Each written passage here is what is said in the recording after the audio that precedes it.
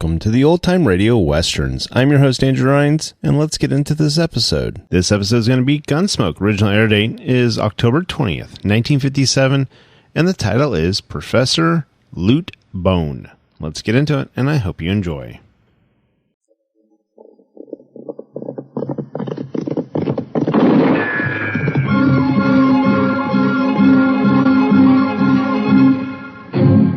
Around Dodge City and in the territory on West, there's just one way to handle the killers and the spoilers, and that's with a U.S. Marshal and the smell of Gunsmoke.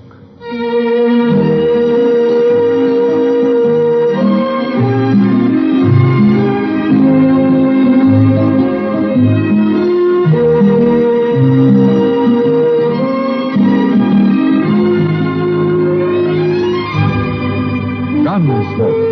Starring William Conrad, the story of the violence that moved west with young America, and the story of a man who moved with it. I'm that man, Matt Dillon, United States Marshal. The first man they look for and the last they want to meet. It's a chancy job, and it makes a man watchful and a little lonely.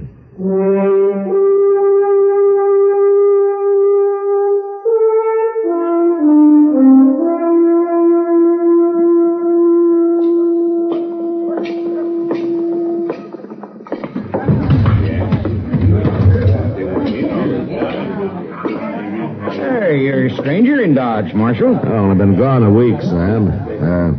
You got any rye left? Kitty over there has got the last bottle, Marshal. But I'll have some tomorrow when the Santa Fe gets in. Good. Meanwhile, I'll see if I can talk Kitty out of a drink. Sure. Oh, I heard you were back, Matt. How are you? You, saving that bottle for me, Kitty? Oh, you know I never drink rye. Thanks. Well, here's to you. Thank you. That's the closest I've been to civilization in a week. Did you find what you're after? Yeah, I found him, all right.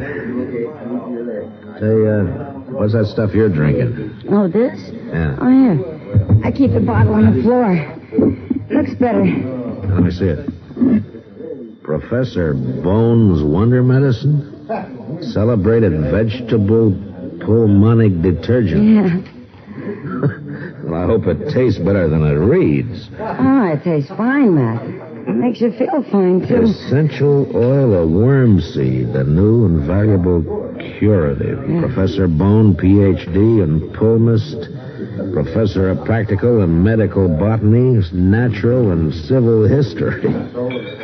Oh, well, that makes sense. Kitty, where in the world did you get hold of this? Oh, everybody's taking it, Matt. Oh, I forgot you were away when Professor Bone arrived. When he arrived? You mean he's here in Dodge? Oh, sure. Came last Thursday. He's got a fancy wagon he left us from every day. About this time, as a matter of fact. You should hear him, Matt. He's great. Yeah, he must be. No, he really is. What's in that tonic, Kitty? You're kind of misty already, aren't you? Oh, it makes you feel great, Matt. Try some. Here. No, thanks. I don't need any worm seed oil. Liquor does me all the harm I need. You'll buy some. Once you've heard him talk. He's awful smart, Matt. Yeah, well, he must be. He's a professor. It says so on the bottle. Oh, I don't care if he's a professor or not. He makes wonderful tonic. Yeah, I can see that he does. Matt. Yes, Matt. I'm glad you're back. You come with me. Hello, Doc. Sit down. No, you come with me outside. I want you to see this spectacle. What are you talking about? This red-nosed old scarecrow, Lute Bone. He ought to be tarred and feathered, that's what. Oh, now, Look, Doc. right there. There's a bottle of it. Kitty, is that yours? Well, it's good, Doc. It's real good. I'm going to smash this in the street. Oh, no. And if I find you drinking any more of this, I'll paddle you. That's what I'll do. Really? You see? You see what it does to people? Come on, Matt. Okay, Doc. I might as well find out what this is all about. You will excuse us, won't you, Kitty? You, not Doc. I mean what I said, Kitty. Oh, boy. Come on, let's go, Doc. Yes, I got it. Oh, Kitty. There's his wagon. And look at that crowd of fools. Well, what's so wrong with that, Doc? I'll tell you later. First, I want you to hear him talk. The man's demented, that's what. And he's dangerous, Matt. He's deadly dangerous.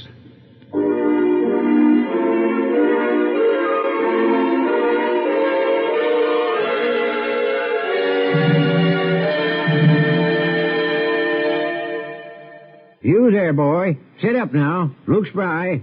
Step lively. This is your great-grandpa. And then some. My name? Oh, I've been called Johnny Reb, and I've been called Billy Yank. I'm a soldier. Civil War. What you want to know about soldiering? March? Oh, we did it aplenty. Both heavy marching order and light marching order. See, light marching order meant we was to march only with musket, ammunition, haversack, and canteen, and be ready for working or for fighting. Well, that was nothing. It was the heavy marching order we didn't like. Oh, that meant carrying everything you owned on a long march to the next field of battle or else a new camp. There was never enough water, and sometimes we wouldn't have us nothing to eat for a whole day. And us, in our heavy woolens, carrying 50 or 60 pounds on our backs, trudging down dusty roads in the summer and muddy ones in the winter. Oh, still, it was something to see.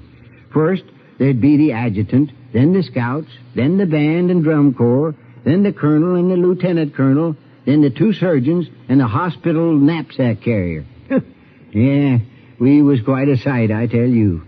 Even though some of us didn't have shoes and straggled a bit sometimes. Now you, boy, you got shoes special built to last.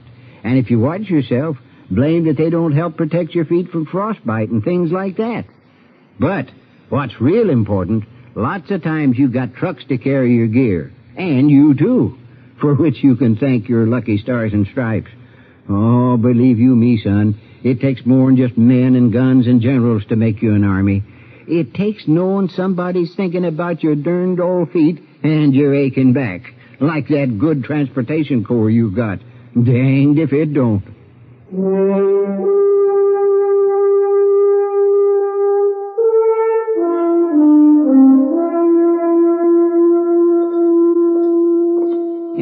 There it is, Matt. See? There.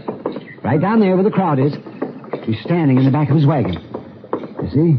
He's finished entertaining them now. We're just in time for the serious part. So come on, hurry along now. I am, Doc. For this famous elixir, while serving as personal surgeon to the King of Santo del Rio. Oh, that liar. Just take it easy, Doc. Let's Wonder listen. medicine has cured more than 3,000 cases of ague, 2,500 of chronic inflammatory rheumatism, 2,000 of green sickness, 1,000 of mercurial diseases, 1,500 of liver affections, and 6,000 of general debility. He ought to be hung. It purifies, cleanses, and strengthens the fountain springs of life, and infuses new vigor throughout the entire body. In fact, my friends, Professor Bones' Wonder Medicine will cure all disorders incident to the human race, without exception, no matter what the age, circumstance, or place of residence of the afflicted patient. Hey, Professor, I live over near Stinking Springs. Will it cure me? You are drunk. Quite a day ever since I was weaned, Professor. I pity you, my friend. Professor, when I was 12, I got drunk and went to sleep in a hackberry tree. I never did find out how I got down. Oh, don't laugh. Ladies and gentlemen, don't laugh. Pity the poor man, the poor wretch.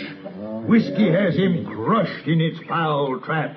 His eyes roomy, his brains awash, his manhood's gone. Now, you shut up. Whiskey, I tell you, whiskey did it. Now, any more talk about me, and I'll put a bullet in you, Professor. Evil man, drunken specter. I'm telling you no more. No more. That's right. Now, ladies and gentlemen, about to appear on the wagon beside me is a man you all know and respect. One of your finest and most worthy citizens. A man whose very presence contributes mightily to the progress of your fair town.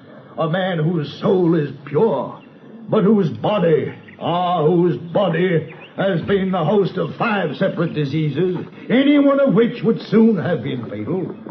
But now he is saved. 3 bottles of Professor Bones' Wonder Medicine has done it. And here he is, to tell you of this miraculous cure in his own words. Step forward, sir, and speak. Speak for the sake of your fellow man. Great heavens, Matt. It's Chester. Yeah. Hey, Chester. Oh, Mr. Dillon. Get down off there. Yes, sir. But, my dear man, you've got to talk to the Come on, hurry it up, Chester. Who are you, sir? What are you doing? Now, you come back here, you. Go on with your lecture, Professor. Never mind about him. Hey, Professor. What? Professor, that stuff for your cure anything? Anything, my friend. Every disorder known to medical faculty. Well, my old man, he's 80, and he got a bean stuck in his throat. Now, shut up, all of you. It's true. Professor, how about that? I'll come to see your father, sir. I'll visit him as soon as I am able to pass a few bottles down among the good people gathered here. Oh, Mr. Dillon. Doc. Come on, let's get out of here. Chester, of all people. Well, now. I suppose he's got you all doped up with that stuff, too, Chester. Oh, it makes you feel great, Doc. Is that why you were up there? Well, no, sir. I got to deal with the professor for my spare time. See, Mr. Dillon, he pays me $1 a day and gives me all the medicine I can drink free. Oh, it's idiots like you that make it possible for such quackery, Chester. Oh, now, Doc, I'm not no idiot. Well, you figure been acting like one. Well, that's not what's important. Matt, I've analyzed some of Bone's so-called medicine. It's got opium in it, for one thing. Oh, you think it's dangerous, Of Doc? course it is. People can get in the habit. And what's worse, if something is wrong with them and they're taking that stuff, they wouldn't find it out until it's too late. You gotta stop this business, Matt. Yeah, I suppose you're right, Doc. Either you stop him or by heaven I'll shoot him. I'm serious, Matt. All right, Doc, I'll talk to him a little later. In the meantime, you stay away from him, Chester. Well, I'm sorry, Mr. Dillon. I didn't know.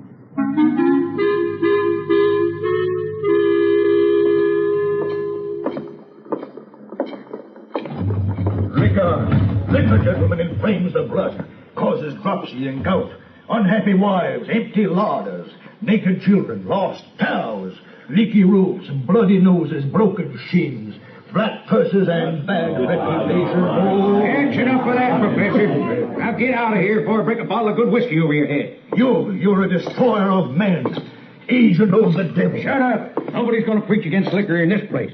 I'll fix you good. All right, hold it, Sam. Professor Bone, I'd like to have a word with you. And who are you, sir? I'm a U.S. Marshal. Now, let's sit over at that table over there, huh? Come on. I am at your service, Marshal.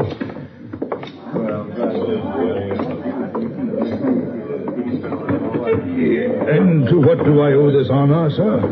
Now, that isn't exactly an honor, Professor. I want you to stop putting opium in that stuff that you're selling. Oh, come now, Marshal. Surely you don't believe... Doc Adams has analyzed it, Professor, and either you make it harmless or I'm going to run you out of Dodge. Yes, sir. I believe you would. Now, you're free to sell it and you're free to do all the talking you want, but that's all. I'm a lonely old man, Marshal, and I'm tired of wandering. I'll do what you say. Good. And I hope you don't get yourself into trouble with that preaching about liquor. I've been fighting against drink ever since I was a youth. What about opium? Isn't that just as bad? Oh, there's not enough of my medicine to do any harm, Marshal. Maybe. But why are you so strong about whiskey? Well, Marshal, when I was a child of 12, my grandfather got drunk and threw a pet owl onto a horse that was standing nearby. What? He did. And it frightened the horse into kicking an orphan boy. Broke the rim of his belly. That boy died, Marshal. Oh, I see.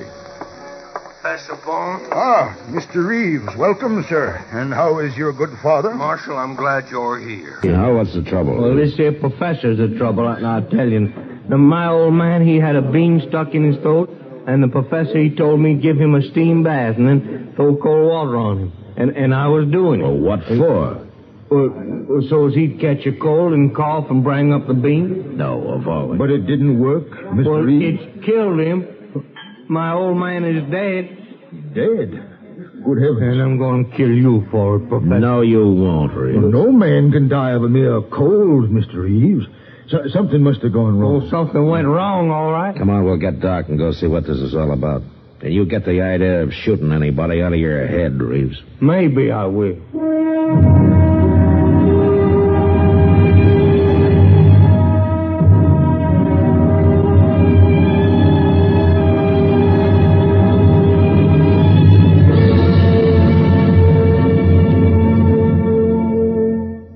another visit with Joe and Daphne Forsythe.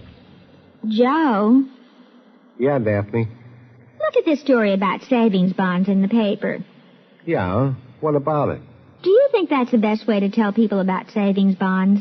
Why not? Look, see, it says here that savings bonds are a guaranteed investment.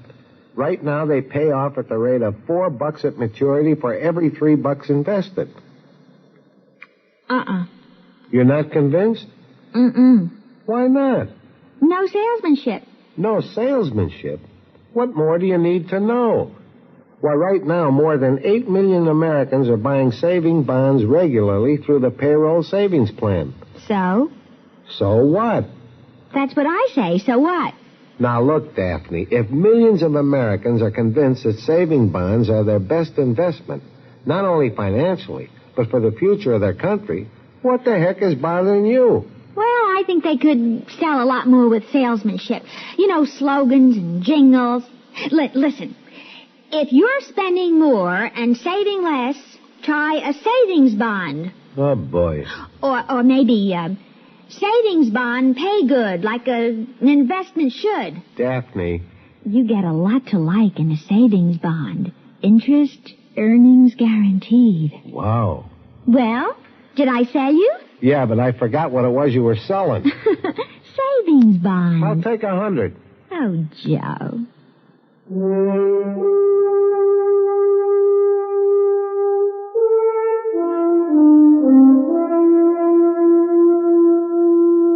Professor Bone wasn't a normal, everyday type of citizen, but he wasn't a murderer either.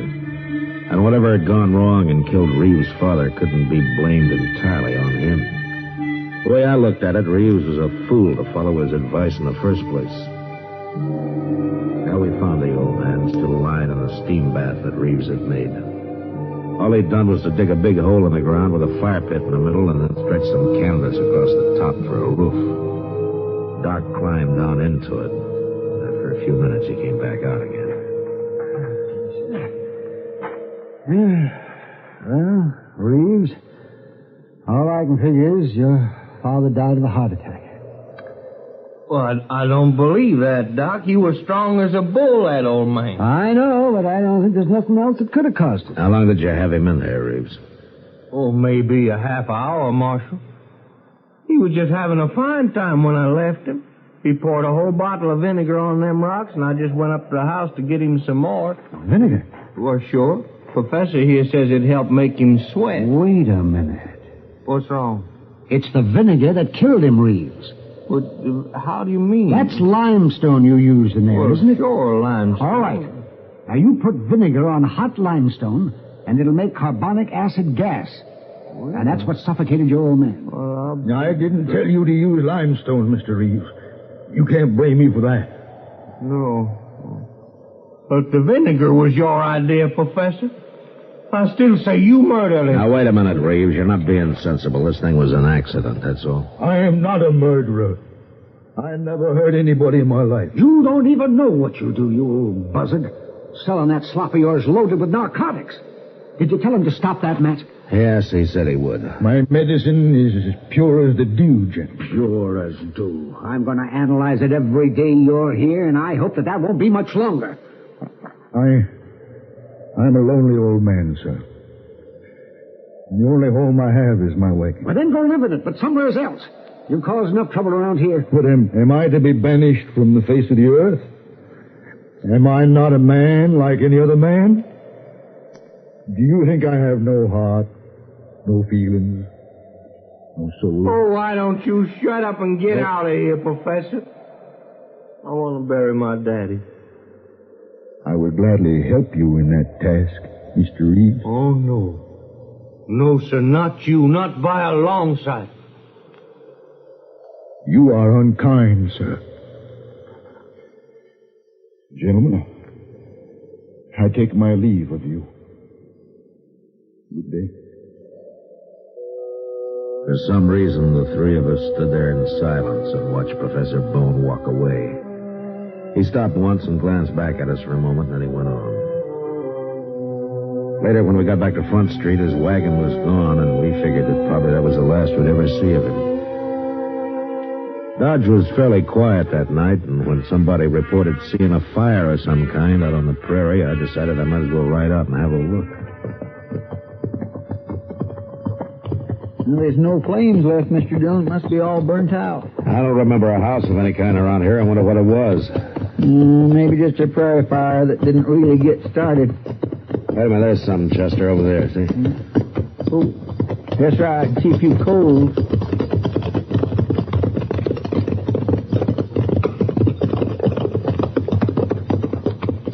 Like a wagon, Mr. Dillon. All burnt up. It's Professor Bones' wagon, Chester.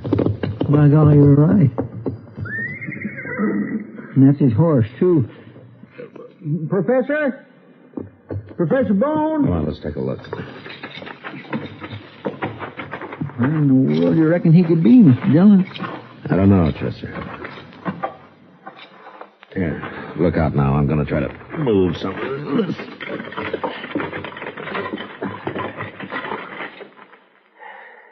Oh, my. You think that's the professor? Yeah, I'm afraid so, Chester. Poor old fella. He must have been asleep and his wagon caught fire. Yeah, maybe. Funny thing, he couldn't get out, though. Unless he was drunk or something. Professor Bone didn't drink, Chester. Yes, sir, that's right. I forgot. He sure didn't. You think maybe somebody did this on purpose, Mr. Dillon? Yeah, they had 2 or 3 men pretty mad at him. Or maybe it was Indians. No, not this close to Dodge. No. No, I guess not. I don't know, Chester. A lot of things can happen to people who get too lonely. Well, come on, let's get out of here. I'll take care of him in the morning.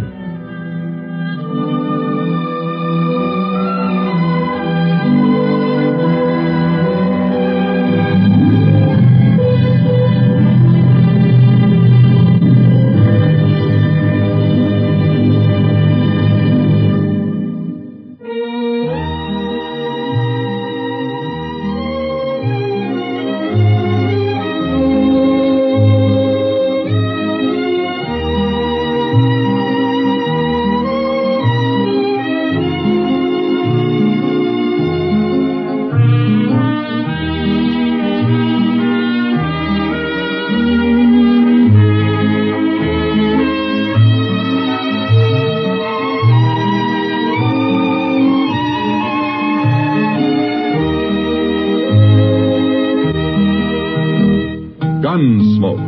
Produced and directed by Norman Macdonald, stars William Conrad as Matt Dillon, U.S. Marshal. The music was composed and conducted by Rex Corey. Sound patterns were composed by Ray Kemper and Bill James. Featured in the cast were Parley Bear as Chester, Howard McNear as Doc, and Georgia Ellis as Kitty.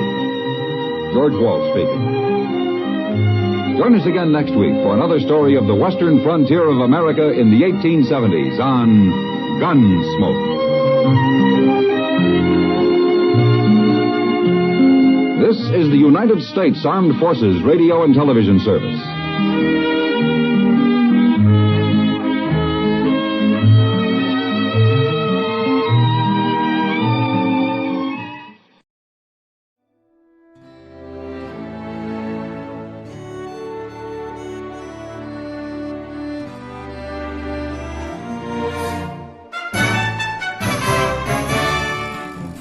This has been a presentation of OTRWesterns.com, and we hope you enjoyed. Please take some time to like and rate our shows in your favorite podcast application. Follow us on Facebook by going to OTRWesterns.com/Facebook. Subscribe to our YouTube channel by going to OTRWesterns.com/YouTube. And send us an email, podcast@OTRWesterns.com. You can call and leave us a voicemail, 707-986-8739. This episode is copyright under the Attribution Non-Commercial Share-alike copyright. For more information, go to OTRWesterns.com/copyright. Have a great day, and thanks for listening.